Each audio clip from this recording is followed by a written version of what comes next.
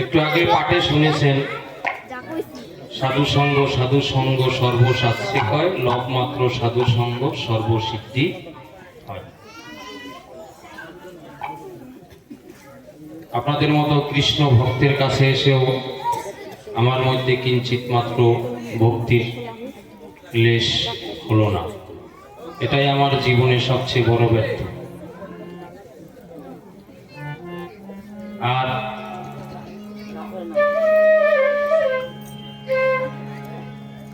সাধু সঙ্গ করলে কি হয়, সাধু সঙ্গ না করলে কি হয়? যেহেতু ভাগবতী আসর, আমরা অন্য কোনো কীর্তনে আর যাব না, ভাগবতের কথা দিয়েই অধিবাসের বিশ্রামে চলে যাব। সাধু সঙ্গ করলে কি হয়, সাধু সঙ্গ না করলে কি হয়? এমন পৃথিবীতে জীব আছে তারা কোনো সাধু সঙ্গ করে না, আছে না বাবা? এমন দেশ আছে সাধু সঙ্গই নেই, আছে না? আর করলে কি হয়? ভাগবত বললেন, এক ভাই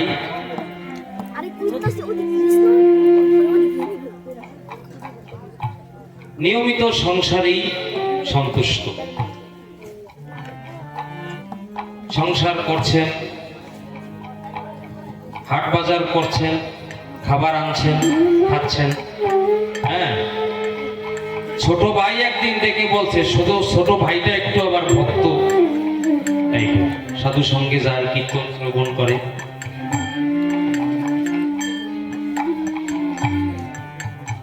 বলছে, ভাই তুমি একটা কাজ করো, সংসার করলে অনেকদিন যাবত আর সংসারের এতটা তোমার মনোনিবেশ করা ঠিক হবে না, তুমি একটা কাজ করো, চলো এই পাশে সাধু সঙ্গ হচ্ছে, হরিনাম কীর্তন হচ্ছে, আমরা সেখানে যাই, গিয়ে একটু সাধু সঙ্গ করি।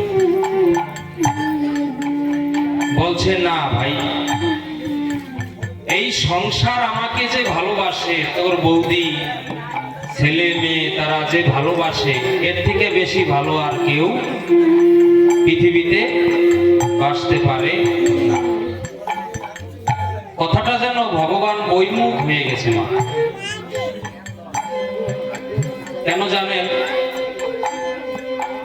এখানে যে ভাগবত আলোচনা হয়েছে, কীর্তন একই, মূল বিষয় আজকে যেটা, সেটা একই রূপ।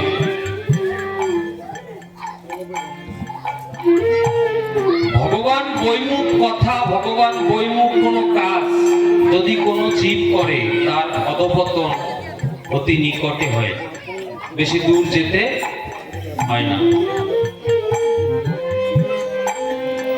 যে তোর দাদা, এই তোর বৌদি, তোর ভাতিজা, তোর ভাতিজি, যারা আত্মীয় স্বজন যারা আছে, সবাই খুব ভালোবাসে।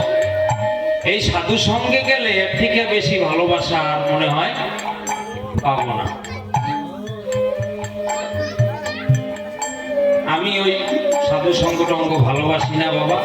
ভাই তুমি যাও, তোমার ভালো লাগে তুমি করো। খুব মনে কষ্ট নিয়ে ভাইকে যেতে হয়েছে।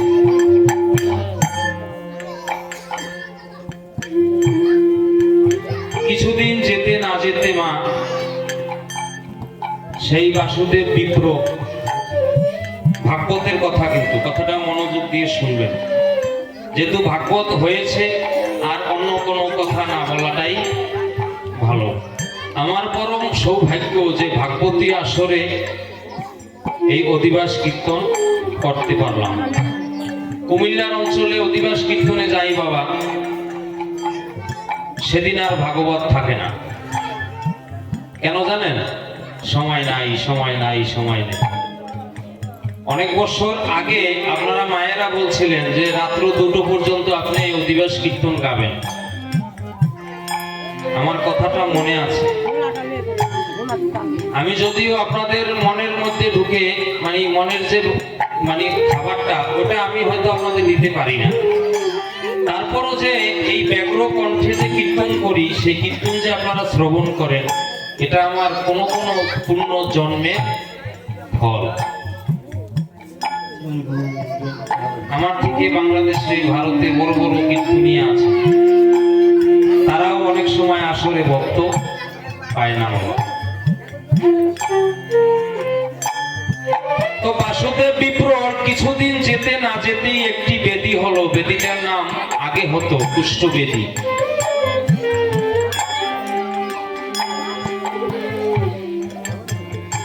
একটি কুষ্ঠ বেদি হলো তার, যে বেদি হলে কেউ কাউকে ধরে না, ছোঁয় না। কিছু বছর আগে আমাদের মাঝে যে করোনা হয়েছিল,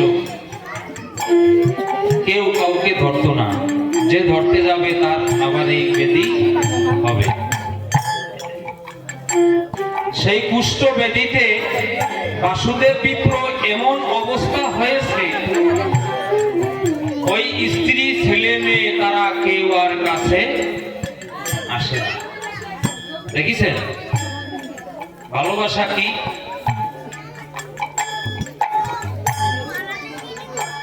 ভালোবাসাটা কি দেখেছেন আপনারা? কেউ আর কাছে আসে না। ঘরে মিটিং ডাকছে, ছেলে মেয়ে, বাসুদেব বিপ্রের স্ত্রী। তোর বাবার যে বেদি হয়েছে তাতে তোর বাবার সাথে আর একসাথে থাকা সম্ভব। এখন কি করা যায়?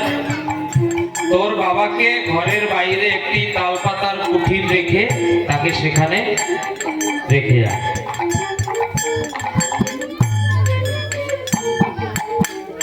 বাসুদেব বিপ্র শুনছেন আর দু নয়নের জল ছেড়ে দিয়ে কাঁদছেন।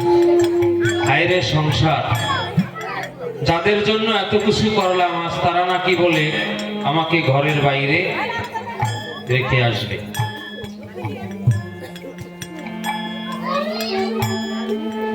আমরা যে এই সংসার সংসার করে মরি, কিন্তু সংসার কিন্তু আমার জন্য কাঁদবে না। আমার জন্য কোনোদিনও আর এই সংসার আমাকে দেখবে না। দেখবে কে? অনাদির আদি প্রাণ গোবিন্দ। বাসুদেব বিপ্রকে একটি পাশের ঘরে রেখে তালপাতার কুঠির তৈরি করে তাকে সেখানে রেখে এসেছে। দু নয়নের জল ছেড়ে দিয়ে বলছেন, হা গোবিন্দ, সারা জীবন আমি এই সংসারের জন্য খেটে মরলাম, আজকে আমার একটু অসুবিধা বলেই আমাকে সংসারের বাইরে যেতে হলো। কোনোদিন তো আমি এভাবে থাকিনি, আমার থাকতে কষ্ট হচ্ছে। পিছনের কথা যদি কেউ আগে ভাবে, তার জীবনে দুঃখ হয় না, তার জীবনে কষ্ট হয় না। আমরা যেমন টাকা পয়সা ইনকাম করে ব্যাংকে সঞ্চয় করি, সাধু সঙ্গ করেও এরকম একটা পারমার্থিক জীবনে সঞ্চয় করে রাখতে চাই, তাহলে সেই অন্তিমকালে আমাদের আর কোনো কষ্ট হবে না। এজন্যই শাস্ত্র বললেন, সাধু সঙ্গ সর্বশাস্ত্রে কয়, লব মাত্র সাধু সঙ্গ সর্বসিদ্ধি হয়। একদিন হঠাৎ ছোট ভাই এসে বলছে, দাদা দাদা, দাদাকে ডাকছে, দাদা তো ঘরে নেই, দাদা ঘরে নেই। তার ভাইয়ের ছেলেকে জিজ্ঞেস করে বলছে, দাদা কোথায়? বলছে, ওই যে পাশে তালপাতার কুঠিরে তাকে রেখে এসেছি। বলছে, কেন? তার একটি বেদি হয়েছে, কুষ্ঠ বেদি, যদি আমরা ধরি বা কাকা তাহলে আমাদেরও হবে, তাই তাকে ঘরের বাইরে ফেলে রেখে এসেছে। ভাই ভাই ভাই তো ভাইকে ফেলে দিতে পারে না। ভাইয়ের এই করুণ অবস্থা দেখে দু নয়নের জল ছেড়ে দিয়েছে। বলছে, দাদা তোমার একই অবস্থা? বলছে, হ্যাঁ এটাই। তুই না অনেকদিন আগে বলেছিলিস সাধু সঙ্গে যাবি? আমার মনে হয় এখন সেই সময় হয়েছে। আমি যদি তোর কথাটা আগে শুনতাম ভাই, তাহলে আমার এই পরিণতি হতো না। আজ এই যাদের জন্য আমি এত কিছু করলাম তারা আমার জন্য বড় একটি উপহার দিয়েছে ভাই। ভাইকে জড়িয়ে ধরে কাঁদছে। আমাকে শুধু দুবেলা খেতে দিয়ে চলে যায়, আমাকে শুধু দুবেলা খেতে দিয়ে চলে যায়। আমার স্ত্রী, আমার সন্তান, আমার ছেলে, আমার মেয়ে,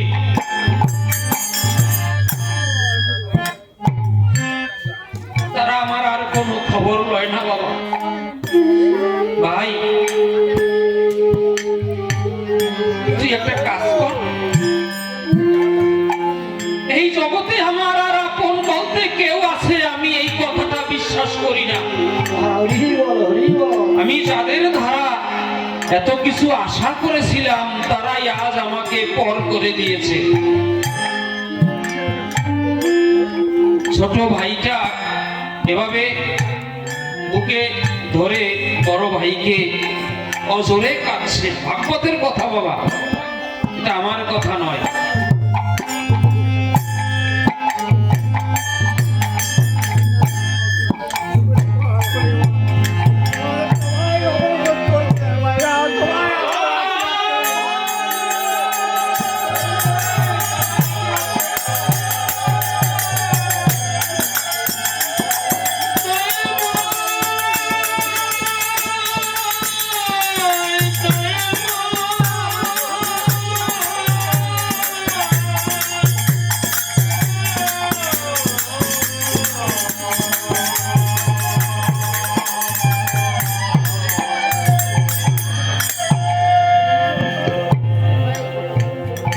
বাসুদেব বিপ্র ভাইকে জড়িয়ে ধরে বলছে, ভাই আমি ভুল করেছি,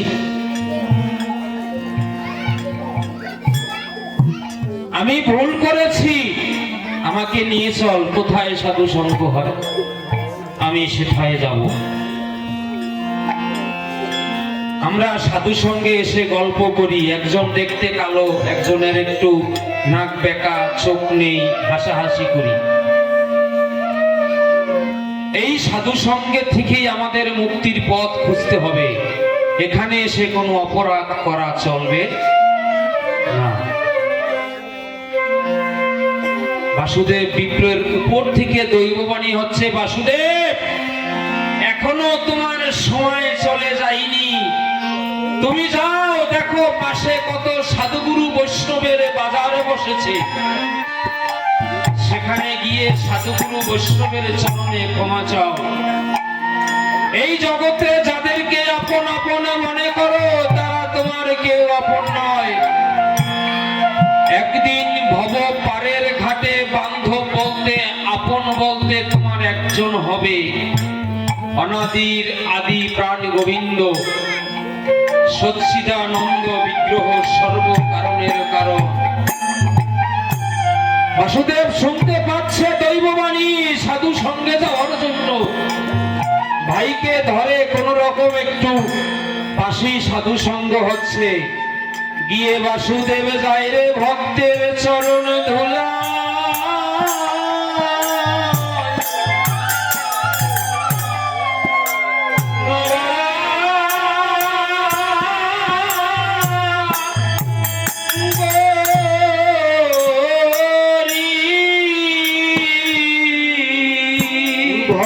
Jai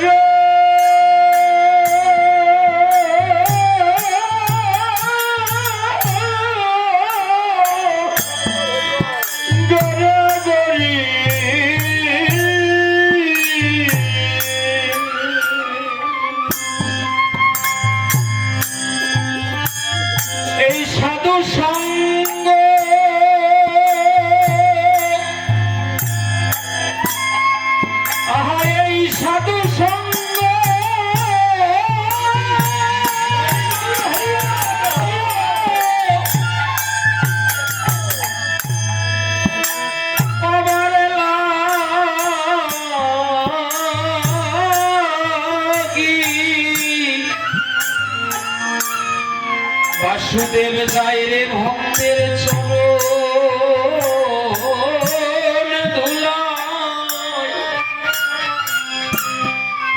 ধুলায় গড়া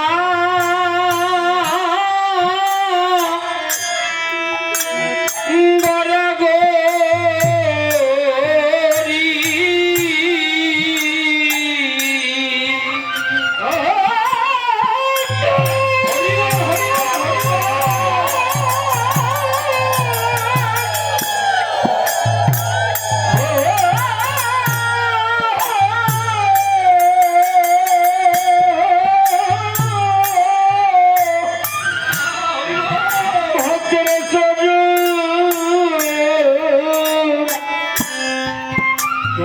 সজা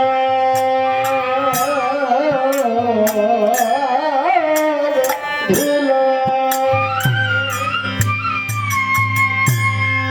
জরে গরে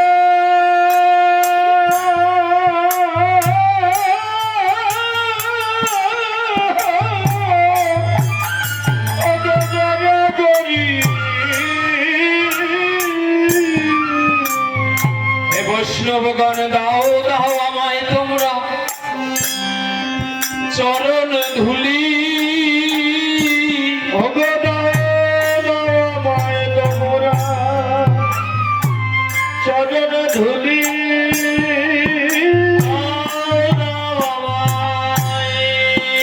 চরণ ধুলি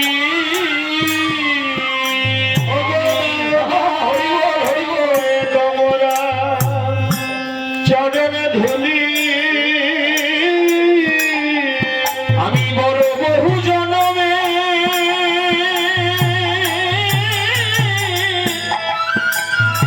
অপরাধী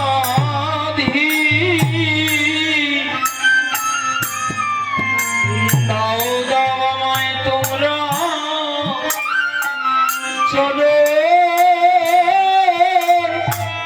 চরণ ধুলি ওরে আমি বহু জনমে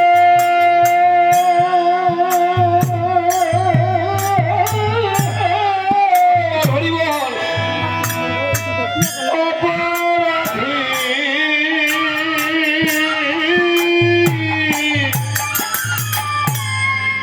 ভক্ত নওজা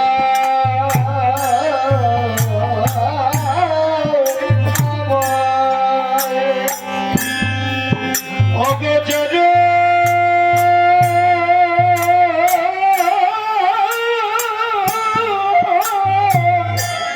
চরণ ধুলি বহু জনমে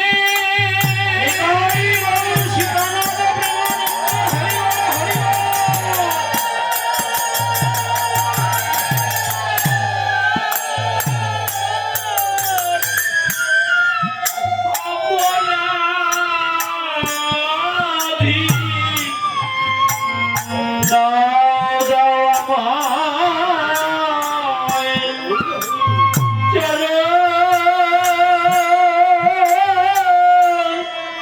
চরণ ধুলি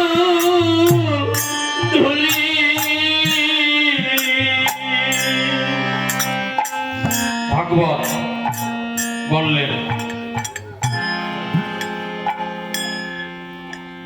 সাধু সঙ্গের মাধ্যমে আমাদের এই ভববেদী থেকে আমরা মুক্তি পেতে পারি। আমাদের এই দেহে কত রকমের বেদি আছে বাবা, আছে না? এ জগতে আমরা কেউই কিন্তু সম্পূর্ণরূপে সুখী না।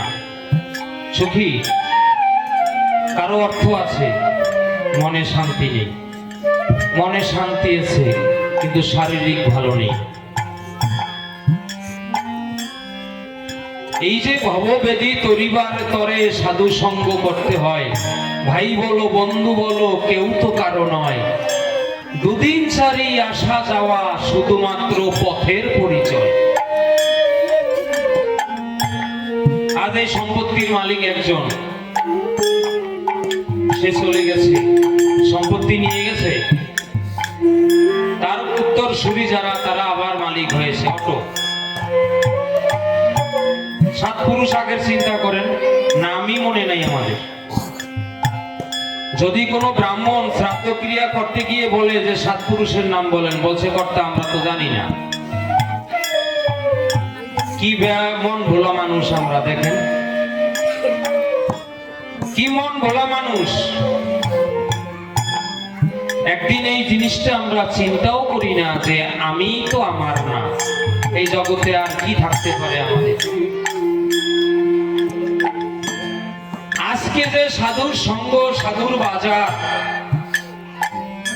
আমরা অনেক সময় কটাক্ষ করে বলি, কটাক্ষ করি। যারা শিলের কাজ করে তারা কি নাপিত, তাই না? আবার ব্রাহ্মণদেরকে বলি এই বাম নাই আইছে, বাম নাই ঠাউরে আইছে, কই না বাবা? মনের অহংকারে কথাটা বলি কেন জানেন? গীতায় বলছে আমি বর্ণের মধ্যে ব্রাহ্মণ। গীতায় বলছেন কি আমি বর্ণের মধ্যে ব্রাহ্মণ। অতএব আপনাদের চরণে ধরে বলি, ব্রাহ্মণদের সাথে কথা বললে একটু সম্মানের সহিত বলবেন। একজন ব্রাহ্মণকে ছোট করে কথা বলা মানে ভগবানের আদেশ অমান্য করা। এই ব্রাহ্মণ, কুলো ব্রাহ্মণ যদি না থাকতো আমাদের, তাহলে আমাদের এই শ্রাদ্ধ ক্রিয়া, জন্ম মৃত্যু বিয়া, এগুলো আমরা কোথা থেকে করতে পারতাম?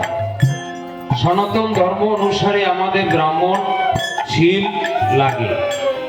এই যে আমাদের অহংকার, দর্পহারি মধুসূদন এই কলিতে বলছে রইবে না ব্রাহ্মণের ব্রহ্মত্ব গৌরব, আমি ব্রাহ্মণ। পাশে বসে থাকা চণ্ডালকে জড়িয়ে ধরে বলবে আয় আয় ভাই আমরা গৌর ভজন করি। রইবে না রাজার রাজ্যের অভিমান, আমি রাজা। পাশে বসে থাকা প্রজাকে জড়িয়ে ধরে বলবে আয় আয় ভাই আমরা গৌর চরণ ভজন করি। এইটা সেই জায়গা বাবা। আগামীকাল সোমবার থেকে সেই তারক ব্রহ্ম হরির নাম শুরু হবে। আপনারা নাম শ্রবণ করবেন, সাধুগুরু বৈষ্ণবের আগমন ঘটবে। যেখানে নাম সংকীর্তন হয় দেবতারা একটা মানুষের রূপ ধরে মাঝখানে বসে থাকে, আপনারা চিনবেন না। ওই দেবকুল থেকে, বিষ্ণুকুল থেকে ওই তারা এসে এই নামের বাজারে এসে বসে থাকে, নামে প্রেমে মাখামাখি করে। অতএব নাম চলাকালীন সময়ে মনের ভক্তি ধারা সাধুগুরু বৈষ্ণবের চরণে দুফোঁটা নয়নের জল দিলে আমার গোবিন্দ তা গ্রহণ করে। আজ সেই দিন বছরে এক একবারই আসে। সাধু সঙ্গ, সাধু সঙ্গ, এই সেই সাধু সঙ্গ। অল্প ভাগ্যে গৃহে বৈষ্ণব আসে না। আজকে যে কথাটা বলেছেন আপনারা সবাই নির্ধারণ করে দেন। দাদা শ্রীকৃষ্ণ আছেন, আপনারা কমিটি বৃন্দ আছেন, মির্জাপুরবাসী, বনগাঁওবাসী সবাই আসেন। কতক্ষণ কীর্তন করবো? যাক, কমিটি বাদ দিলাম, কমিটি এখানে আসে না। এই ভক্তরা বলুন কতক্ষণ করবো? বেশি কইেন না আবার।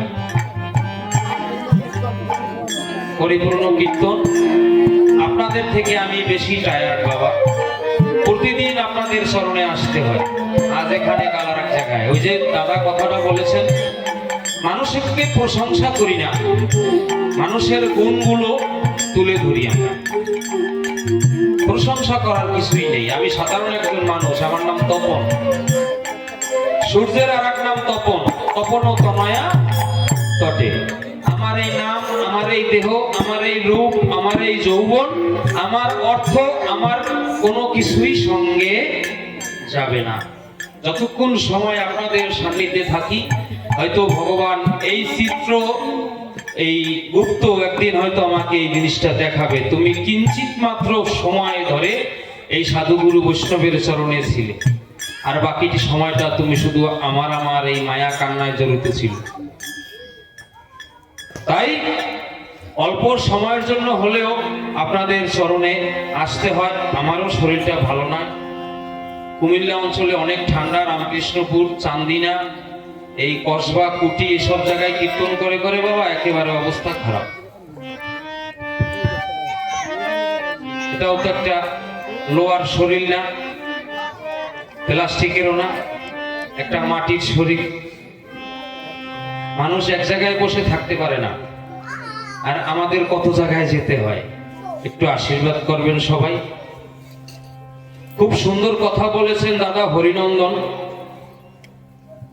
পিতা মাতাকে নিয়ে। পিতা মাতাকে নিয়ে যে কথাটা বলেছেন, আমি একটু 5 মিনিট বলবো বাবা। দেখবেন গুরু দ্বারা শিষ্য দ্বারা গান হয় না বাবা, পালা গান হয় না? যাই হোক, যে ভাবেই হোক, যদি সমানে সমান পালার শিল্পী পড়ে, তখন দেখবেন এক শিল্পী গাইতে আর এক শিল্পী আবার গাইতে একটু আনন্দ পায়। এই জায়গাটাও এমন একটা জায়গা।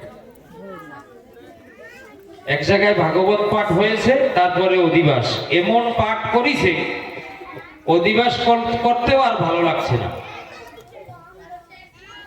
ভাগবতের পাঠে ভাগবতের কথাই বলতে হয়। এই পাঠে আসলে, কীর্তনে আসলে মানুষ শিখে এখান থেকে।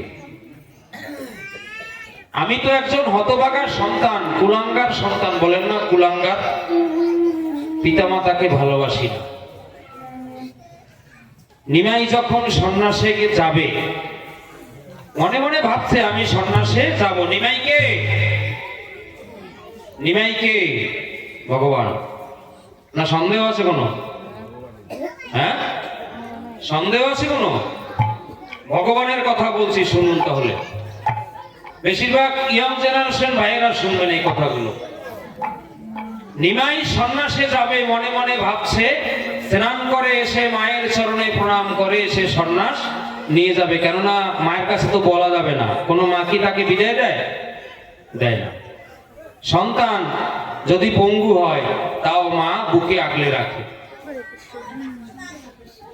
যখন সন্ন্যাস নেবেন, ওই যমুনার ঘাটে স্নান করতে গিয়ে যখন পা দিয়ে নিমাই একটু সাঁতার কেটেছে, পা দিয়ে জলের মধ্যে বাড়ি দিয়েছে, এক বৈষ্ণবের গায়ে গিয়ে জল ছিটে পড়েছে। বলছে, লক্ষ্মী ছাড়া তুই চোখে দেখিস না?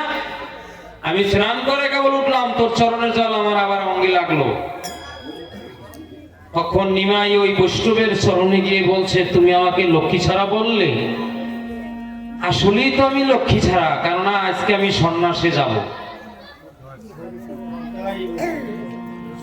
আজকে আমি ঘর ছেড়ে সন্ন্যাসে যাব, তুমি আমাকে লক্ষ্মী ছাড়া বললে?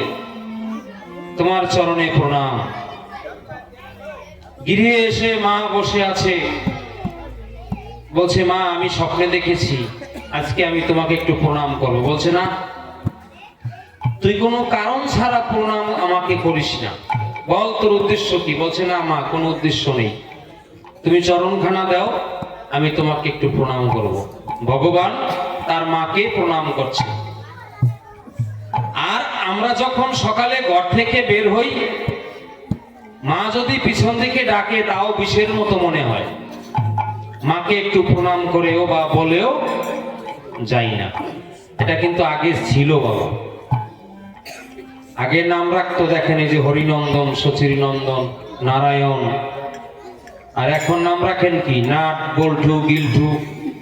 হ্যাঁ, এই নামগুলো কিন্তু জ্যোতিষী বা আপনার গুরুজন, এলাকার যারা ভালো শাস্ত্রজ্ঞ তারা জানে, তারা বুঝে শুনে দিনক্ষণ বুঝে এই নামকরণ করা হতো, নাকি বাবা? আছে সেই দিন নাই। তো নিমাই মাকে প্রণাম করবেন, ঠিক আছে কর। যখন মায়ের চরণে গেছে, দু নয়নের জল ছেড়ে দিয়েছে। চরণের জল ছেড়ে দিয়ে, নয়নের জল ছেড়ে দিয়ে চরণখানা হাত দিয়ে ভাবে পরিষ্কার করছে, যে মাগো, আমি আজ জন্মের মতন তোমাকে ছেড়ে চলে যাচ্ছি। বিষাদ যে আমি সন্তান হয়েও আমি তোমার কাছে থাকতে পারলাম না। আর আমরা বাবা মায়ের খবর রাখি না। বলছে, গোসাই কোন শাস্ত্রে পাইছেন? পিতা মাতারে ভরণ পোষণ দিতে হইব, সেবা যত্ন করতে হইব। পিতা মাতা যদি খুশি হন, ভগবান আমার খুশি হয়। দাদা হরিনন্দন দাদা, আপনাকে প্রণাম। আপনার পাঠের অনেক সুনাম, ভাগবত পাঠ, গীতা পাঠ আপনার জায়গায় জায়গায় আমরাও কীর্তন করি। আপনাকে অনেক অনেক অভিনন্দন। এই আজকে মির্জাপুর আসরে এত সুন্দর একটি কথা বলে গেছে। আমরাও কোথাও বলি না বাবা, কীর্তনের কাজ কীর্তন করে চলে আসি, কোন কথা বললে আবার ধরা খাই ঠিক নেই বাবা। এখনকার যুগ মোটেই ভালো না। তবে একটা কথা হলো, যদি ঘরে পিতামাতা থাকে আর অন্য কিছুর প্রয়োজন মনে করি না, সারাদিন আনতে একটু যদি শ্বশুর শাশুড়ি হোক, পিতামাতা হোক, যদি বাবা মা বলে ডাক দেন, তাদের মনটা একটু খুশি হয়। পৃথিবীর শ্রেষ্ঠ সম্পদ পিতামাতা। মাতা গুরু, পিতা গুরু, গুরু জ্যেষ্ঠ ভাই, তাহার চেয়ে অধিক গুরু আমি ভজিলে সে পাই। আর ভজন ছাড়া গুরু হচ্ছে আমার পিতামাতা। হরি বল, জয় জয় রাধা গোবিন্দ প্রেমা।